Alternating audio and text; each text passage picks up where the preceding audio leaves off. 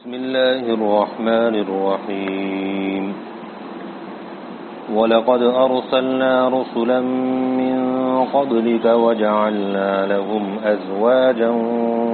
أزواجا وذرية وما كان لرسول أن يأتي بآية إلا بإذن الله لكل أجل كتاب يمحو الله ما يشاء ويثبت وعنده الكتاب.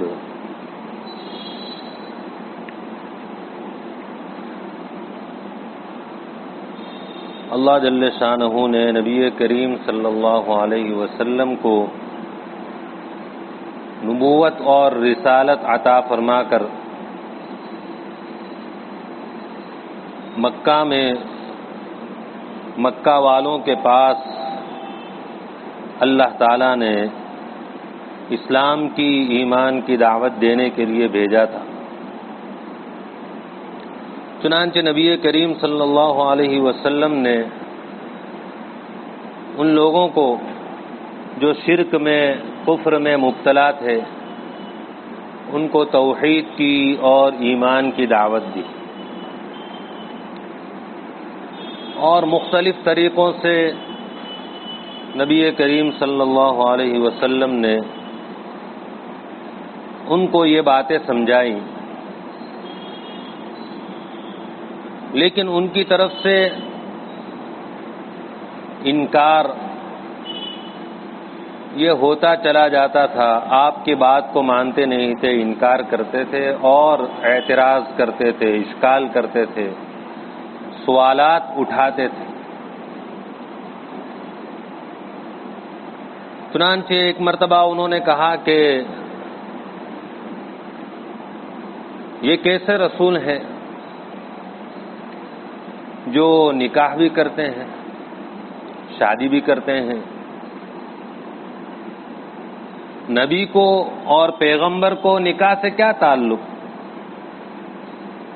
یہ تو ایک نفس کی خواہش ہے، اور پیغمبر کو یہ خواہشات نفسانی سے کیا تعلق؟ ان کو تو بس صرف اللہ اللہ ہی کرنا چاہیے. نکاح سے، شادی سے ان کا کوئی تعلق نہیں ہونا چاہیے، جبکہ یہ تو پیغمبر نکاح کرتے ہیں، ایک سے زیادہ ان کی بیویاں ہیں. نبی کریم صلی اللہ علیہ وسلم نے 11 نکاح کیے تھے. 2 بیویوں کا انتقال نبی کریم صلی اللہ علیہ وسلم کی حیات طیبہ میں ہی ہو گیا تھا. حضرت خدیجہ رضی اللہ تعالی عنہ اور دوسری حضرت زینب رضی اللہ تعالی عنہ. باقی 9 بیویاں نبی کریم صلی اللہ علیہ وسلم کی وفات تک حیات تھیں، زندہ رہیں. ان کا انتقال بعد میں ہوا. تو اللہ جل شانہ نے اس آیت کے اندر ان کے اس سوال کا، اعتراض کا جواب دیا کہ تم لوگ یہ نکاح اور شادی کو نبوت کے خلاف اور منافی سمجھتے ہو کہ نبی کی شان یہ نہیں کہ وہ نکاح کرے، جبکہ تمہاری یہ بات سراسر غلط ہے. اس لیے کہ نبی کریم صلی اللہ علیہ وسلم پیغمبر ہیں، نبی ہیں، اور آپ نے نکاح کیے تو یہ کوئی نئی بات تھوڑی ہے. اللہ تعالیٰ فرماتے ہیں وَلَقَدْ أَرْسَلْنَا رُسُلًا مِّن قَبْلِكَ وَجَعَلْنَا لَهُمْ أَزْوَاجًا وَذُرِّيَّةً. آپ سے پہلے بہت سے پیغمبر گزرے، بہت سے پیغمبر آئے، اور ان سب کو اللہ تعالیٰ نے اہل و عیال والا بنایا. ان کے بیوی، ان کی متعدد بیویاں تھیں، ایک سے زائد بیویاں تھیں، اور ان کی اولاد بھی تھی. تو یہ اولاد اور بیویوں کا ہونا یہ کوئی نبوت کے خلاف اور منافی چیز نہیں. اس لیے کہ اللہ جل شانہ نے نبیوں کو انسانوں کی طرف نبی بنا کر بھیجا. جب انسانوں کی طرف نبی بنا کر بھیجا تو نبی جو ہوتے ہیں وہ ہر چیز میں اپنی امت کے لیے، قوم کے لیے نمونہ ہوتے ہیں۔ اب اگر کوئی فرشتہ نبی ہوتا تو فرشتے کو نہ کھانے پینے کی ضرورت ہے، نہ نکاح کی ضرورت ہے، تو لوگ کہہ سکتے تھے کہ بھئی یہ اگر عبادت کرتے ہیں اور یہ زیادہ سے زیادہ نیکیاں کرتے ہیں تو یہ تو کر سکتے ہیں، کیونکہ ان کو نہ کھانے پینے کی حاجت تو پھر کمانے کی بھی حاجت نہیں، اور ان کے اندر نفسانی خواہش ہی نہیں ہے تو ان کو نکاح کی بھی ضرورت نہیں، ان کے بچے بھی نہیں، یہ تو فارغ البال ہیں، یہ تو خوب عبادت اور نیکیاں کر سکتے ہیں، یہ کہہ سکتے تھے۔ اس لیے اللہ تعالیٰ نے کسی فرشتے کو نبی بنا کر نہیں بھیجا، انسانوں کی طرف انسانوں ہی کو اللہ تعالیٰ نے نبی بنا کر بھیجا تاکہ امتیوں کے لیے، قوم کے لیے وہ نمونہ بنے۔ قوم یہ دیکھے کہ یہ تو ہماری طرح سے ہی انسان ہیں، جس طرح ہمارے ساتھ بہت ساری ضروریات لگی ہوئی ہیں ان کے ساتھ بھی لگی ہوئی ہیں، پھر بھی یہ اللہ کی اتنی اطاعت و فرما برداری اور اللہ کی عبادت اور نیکیوں کے اور اعمال صالحہ یہ انجام دیتے ہیں، نیکیوں کے کام کرتے ہیں، تو گویا ہم بھی کر سکتے ہیں۔ تو اللہ تعالیٰ نے انسانوں کی طرف اور قوموں کی طرف، لوگوں کی طرف انسانوں ہی کو نبی بنا کر بھیجا۔ جب وہ انسان تھے تو اور دوسرے انسانوں کی طرح ان کے ساتھ بھی ساری بشری انسانی ضروریات لگی ہوئی تھی، چنانچہ انبیاء علیہ السلام اور لوگوں کی طرح کھاتے بھی تھے، پیتے بھی تھے، رات کو سوتے بھی تھے اور نکاح بھی کرتے تھے۔ اسی لیے بخاری شریف کی روایت ہے کہ نبی کریم صلی اللہ علیہ وسلم کا ارشاد ہے کہ میں روزہ بھی رکھتا ہوں اور افطار بھی کرتا ہوں، یعنی ایسا نہیں کہ میں ہمیشہ روزے ہی رکھتا ہوں،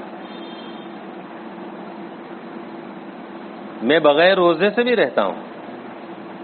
رمضان کے فرض روزے کے علاوہ آپ بکثرت نفلی روزے رکھتے تھے، لیکن آپ فرماتے ہیں میں روزے بھی رکھتا ہوں اور افطار بھی کرتا ہوں، اور میں رات کو سوتا بھی ہوں اور اٹھ کر عبادت بھی کرتا ہوں۔ اسی طرح آپ نے فرمایا کہ میں گوشت بھی کھاتا ہوں اور میں نکاح بھی کرتا ہوں۔ اگر کوئی یہ میری سنت کو، میرے طریقے کو قابل اعتراض سمجھے کہ یہ کیسے نبی نعوذ باللہ کہ کھاتے بھی ہیں، سوتے بھی ہیں، نکاح بھی کرتے ہیں، گوشت بھی کھاتے ہیں، اگر میرے اس طریقے کو کوئی قابل اعتراض سمجھے، اعتراض کے قابل میرے کام کو سمجھے تو وہ مسلمان ہی نہیں ہے۔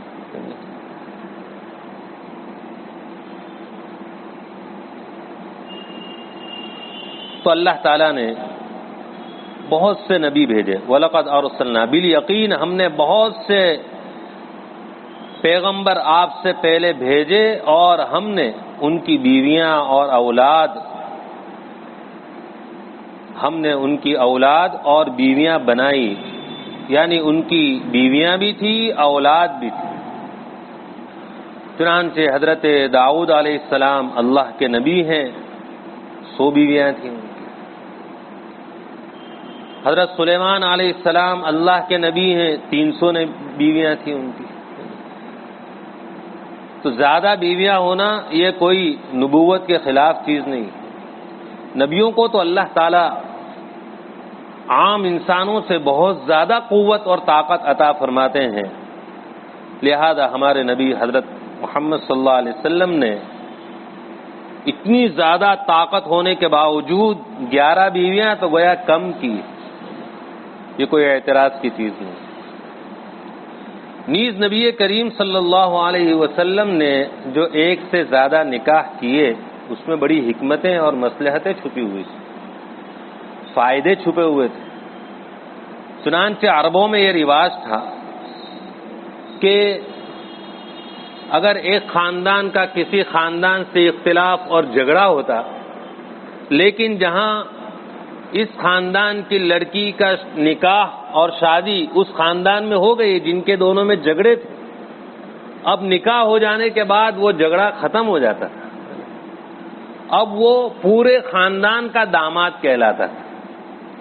تو نبی کریم صلی اللہ علیہ وسلم نے ایک سے جو زیادہ نکاح کیے مختلف خاندانوں میں کیے، کیونکہ جب آپ توحید کی دعوت لے کر کھڑے ہوئے تو سارے عرب قبائل آپ کے دشمن بن چکے تھے،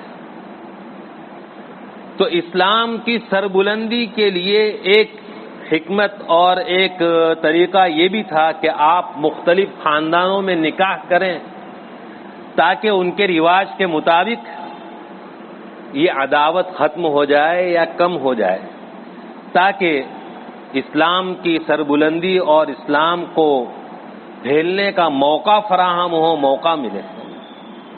اس حکمت اور مصلحت کی وجہ سے نبی کریم صلی اللہ علیہ وسلم نے متعدد نکاح کیے اور مختلف خاندانوں کے اندر کیے۔ بہرحال آگے اللہ تعالیٰ فرماتے ہیں وَمَا كَانَ لِرَسُولٍ أَن يَأْتِيَ بِآيَةٍ إِلَّا بِإِذْنِ اللَّهِ۔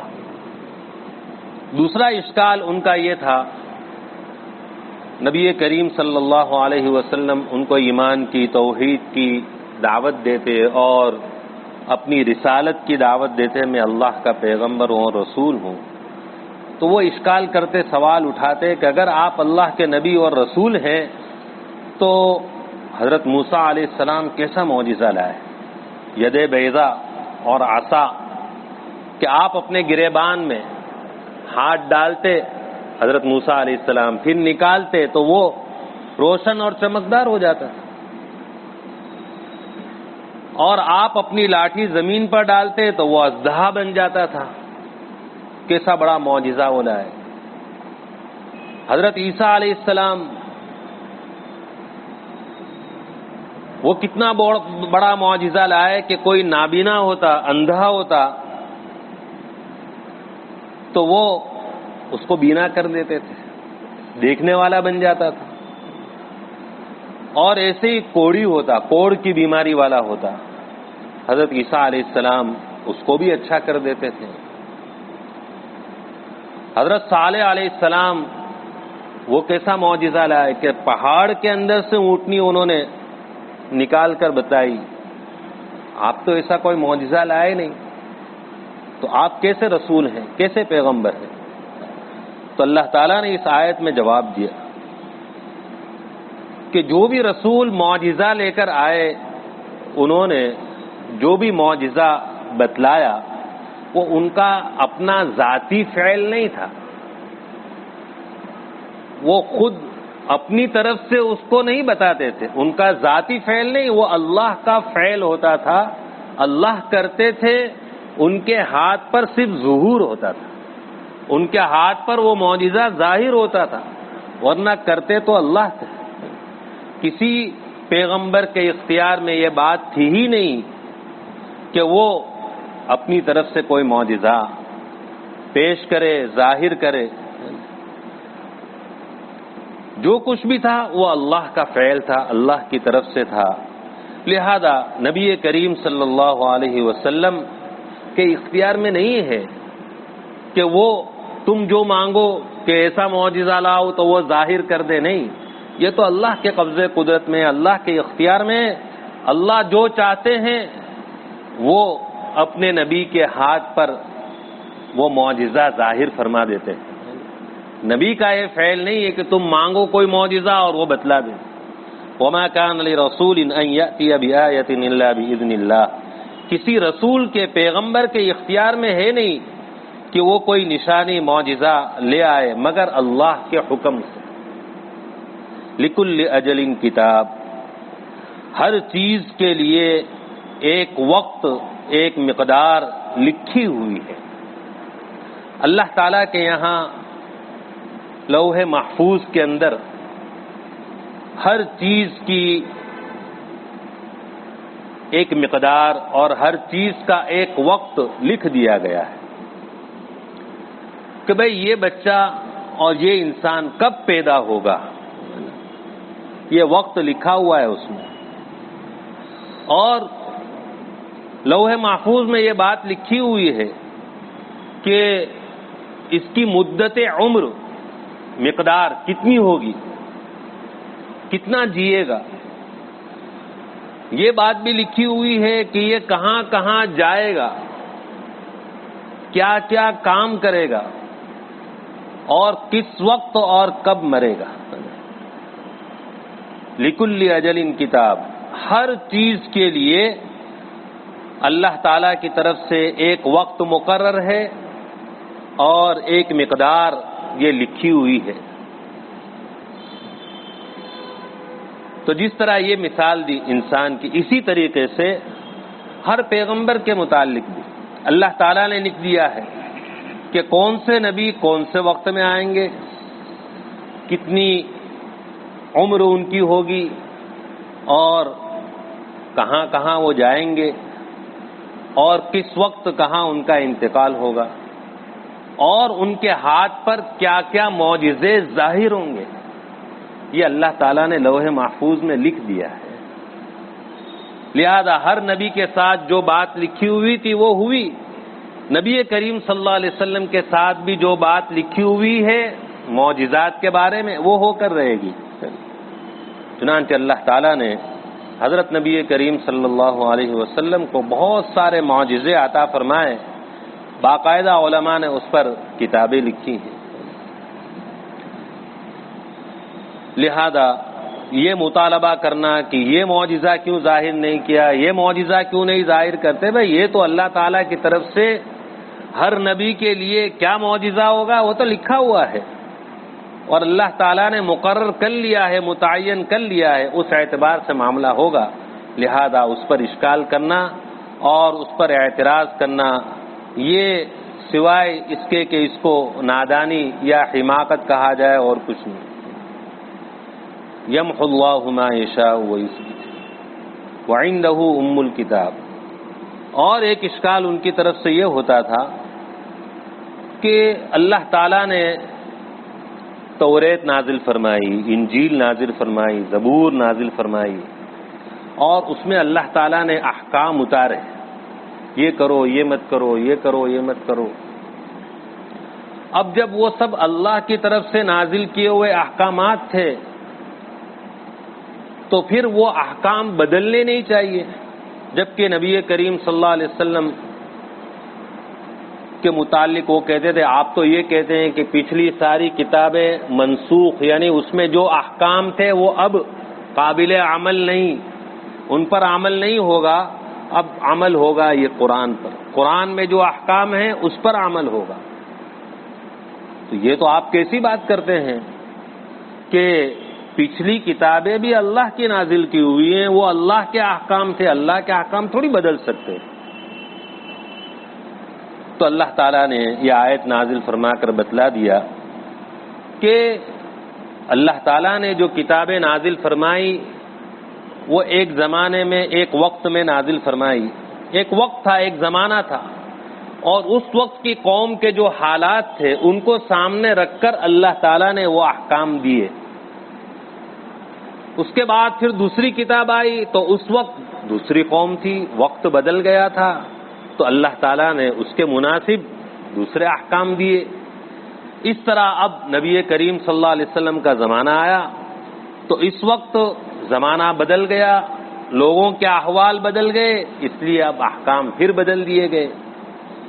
لیکن لوح محفوظ میں پہلے سے اللہ تعالیٰ کی طرف سے یہ بات لکھی ہوئی تھی. ایسا نہیں کہ اللہ کو معلوم نہیں تھا کہ زمانہ بدلے گا، لوگوں کے حالات بدلیں گے، یہ معلوم نہیں تھا. اللہ کے علم میں سب کچھ تھا. لوح محفوظ میں تو یہ بات پہلے سے لکھ دی گئی کہ فلاں زمانے میں چونکہ حالات یہ ہوں گے تو احکام یہ ہوں گے، اس کے بعد دوسرا زمانہ آئے گا، اس وقت قوم کے حالات یہ ہوں گے تو یہ احکام ہوں گے. اللہ تعالیٰ کی طرف سے لوح محفوظ میں تو یہ سب بات لکھ دی گئی تھی. چنانچہ اس کے مناسب جو زمانہ بدلتا گیا، لوگوں کے احوال بدلتے گئے، تو اللہ تعالیٰ کی طرف سے احکام میں بھی تبدیلی آئی. یہ کوئی قابل اشکال بات نہیں ہے. یمحو اللہ ما یشاء ویثبت. اللہ تعالیٰ جو احکام چاہتے ہیں مٹاتے ہیں. پہلے ایک حکم دیا تھا توریت میں، اب اللہ تعالیٰ نے بعد میں چاہا تو اس کو مٹا دیا کہ اب یہ حکم نہیں، اب یہ حکم ہے. ویثبت، اور جو احکام چاہتے ہیں باقی رکھتے ہیں۔ ایسا بھی ہوا ہے کہ پچھلے بعض احکام جو تھے اس کے بدلنے کی کوئی ضرورت نہیں ہوئی تو قرآن میں بھی اللہ تعالیٰ نے وہی احکام نازل فرما کر باقی رکھے۔ لیکن یہ جو کچھ بھی احکام کا بدلنا ہوا، یہ ایسا نہیں کہ اللہ کے علم میں حالات کا بدلنا نہیں تھا، اللہ کے علم میں تھا۔ وَعِندَهُ أُمُّ الْكِتَابِ، اللہ کے پاس ام الکتاب ہے یعنی لوح محفوظ، اس میں پہلے سے یہ سب کچھ لکھا ہوا تھا۔ اس کے مناسب اللہ تعالیٰ کی طرف سے احکامات میں تبدیلی آئی، اور احکامات میں اللہ تعالیٰ نے پہلے منع کیا تھا تو اس کو جائز قرار دیا، ایسے بھی احکام آئے۔ پہلے اونٹ کی چربی یہ یہودیوں کے لیے حرام کر دی گئی تھی توریت میں کہ نہیں کھا سکتے ہیں، لیکن امت محمدیہ کے لیے چربی کو حلال کر دیا گیا۔ اس طریقے سے احکام میں اللہ تعالیٰ نے اپنی حکمت اور مصلحت سے جو احکام چاہے وہ باقی رکھے، اور جو احکام کو اللہ تعالیٰ نے مٹانا چاہا، ختم کرنا چاہا، اس کو اللہ تعالیٰ نے ختم کیا اور مٹا دیا۔ ذی الحجہ کا مہینہ جیسا کہ ہم سب جانتے ہیں کہ چل رہا ہے، اسلام کے 12 مہینوں میں یہ آخری مہینہ ہے، اور اللہ تعالیٰ نے شروع کے 10 دنوں کو، ذی الحج کے 10 دنوں کو اور اس کی راتوں کو بڑی فضیلت عطا فرمائی ہے، اور اللہ تعالیٰ جس مہینے کو چاہتے ہیں اور مہینوں پر فضیلت دے دیتے ہیں، جیسے رمضان کے مہینے کو فضیلت دی اور مہینوں پر۔ دنوں کے اعتبار سے اللہ تعالیٰ نے بعض دنوں کو اور دنوں پر فضیلت عطا فرمائی، جیسے جمعہ کے دن کو فضیلت بخشی، ذی الحجہ کے شروع کے 10 دنوں کو اللہ تعالیٰ نے فضیلت بخشی۔ جس طرح اللہ تعالیٰ نے انبیاء علیہ السلام میں بھی آپس میں درجے رکھے، تلک الرسل فضلنا بعضهم علی بعض، بعض انبیاء بعض پر فضیلت رکھتے ہیں۔ صحابہ میں حضرت ابوبکر صدیق رضی اللہ تعالیٰ عنہ کو اللہ تعالیٰ نے اور صحابہ پر فضیلت بخشی، بدری صحابہ کو اور صحابہ پر فضیلت عطا فرمائی۔ تو اسی طریقے سے اللہ تعالیٰ اپنی حکمت سے اوقات میں بھی، دنوں میں بھی، مہینوں میں بھی اس طرح اللہ تعالیٰ نے کیا کہ مہینوں میں رمضان کے مہینے کو فضیلت دی، دنوں میں اللہ تعالیٰ نے عشر ذی الحج کے دنوں کو فضیلت دی، اور قرآن پاک میں اللہ تعالیٰ نے جو 10 راتوں کی قسم کھائی ہے، والفجر ولیال عشر، تو بقول حضرت مفتی تقی عثمانی صاحب دامت برکاتہم کہ مفسرین کی ایک بڑی جماعت کا کہنا یہ ہے کہ یہاں پر یہ 10 راتوں کی جو اللہ نے قسم کھائی ہے اس سے مراد یہ ذی الحجہ کے پہلے عشرے کی 10 راتیں۔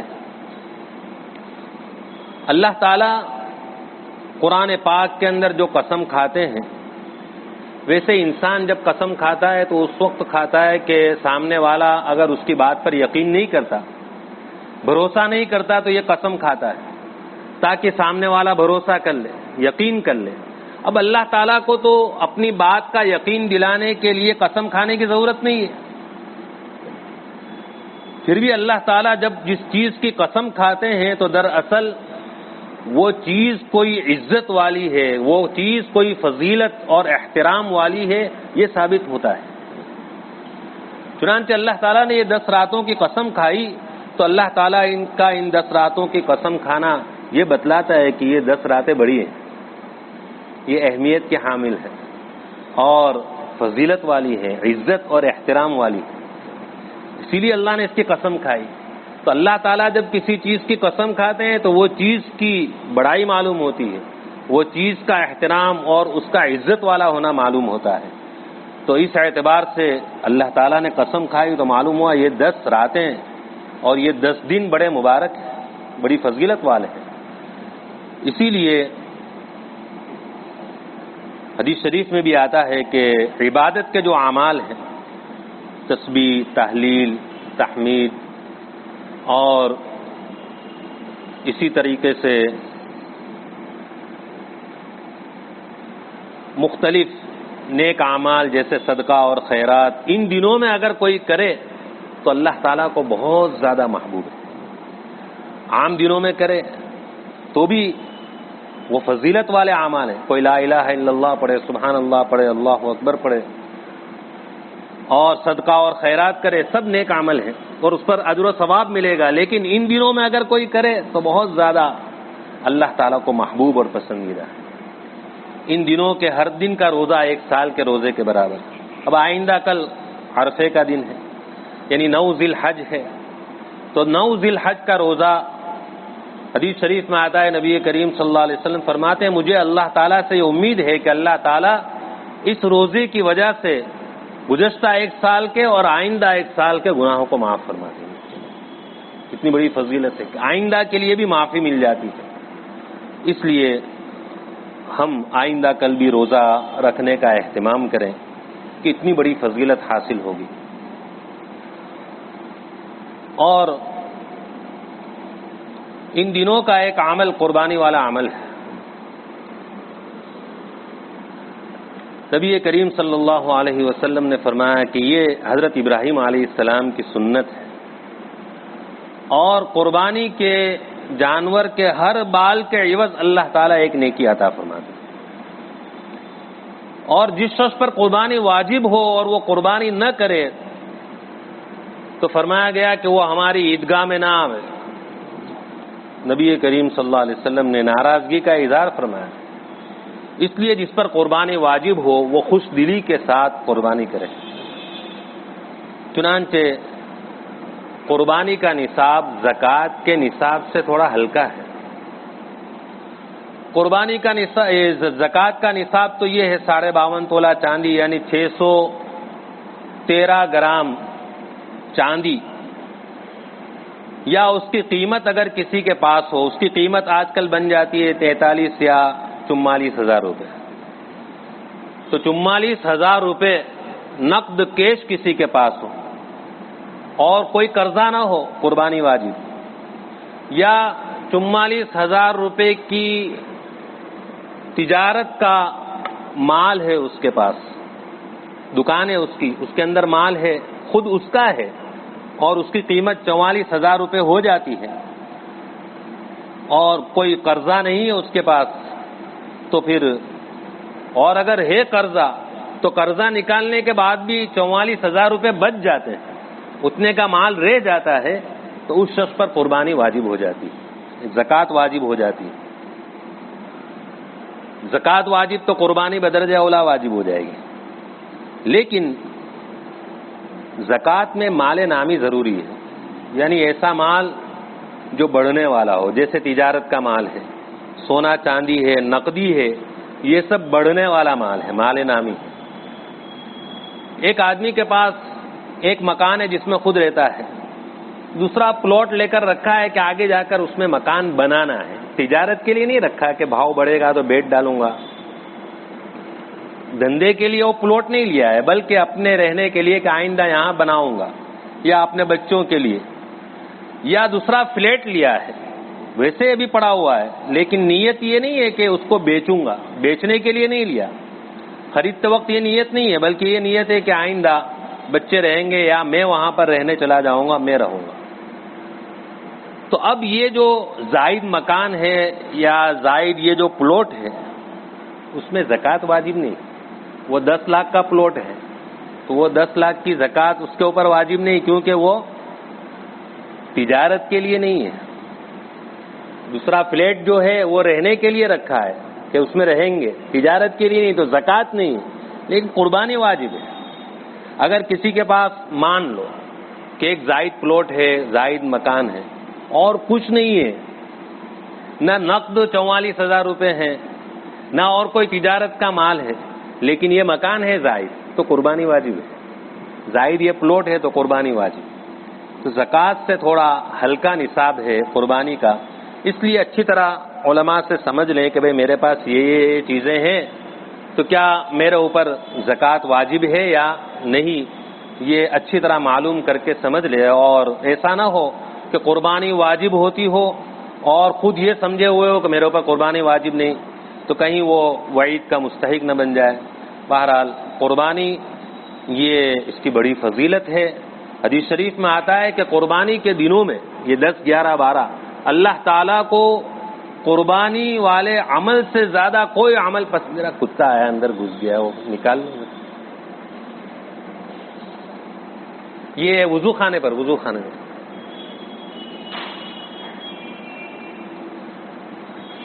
اللہ تعالیٰ کو قربانی والے عمل سے زیادہ کوئی عمل پسندیدہ نہیں۔ ان دنوں میں سب سے محبوب اور پسندیدہ عمل یہ گویا قربانی کرنا ہے۔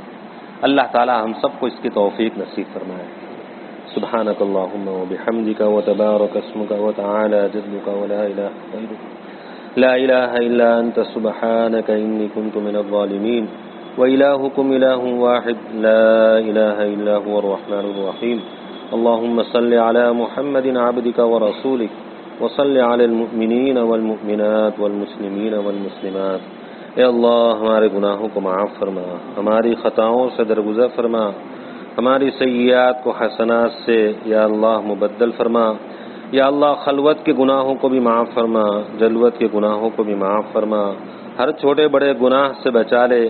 ان مبارک دنوں کی راتوں کی قدردانی کی توفیق نصیب فرما دے۔ یا اللہ وقت کو ضائع کرنے سے بچا لے، ایک ایک لمحہ یا اللہ وصول کرنے کی توفیق نصیب فرما دے۔ یا اللہ ہم سب کو دین کی صحیح سمجھ بوجھ نصیب فرما دے۔ یا اللہ آئندہ کل روزہ رکھنے کی توفیق نصیب فرما، خالص تیری رضا کے لیے یہ عمل کرنے کی توفیق نصیب فرما، جو اس پر اجر و ثواب تو نے رکھا ہے ہم سب کو نصیب فرما۔ یا اللہ قربانی خوش دلی کے ساتھ کرنے کی توفیق نصیب فرما۔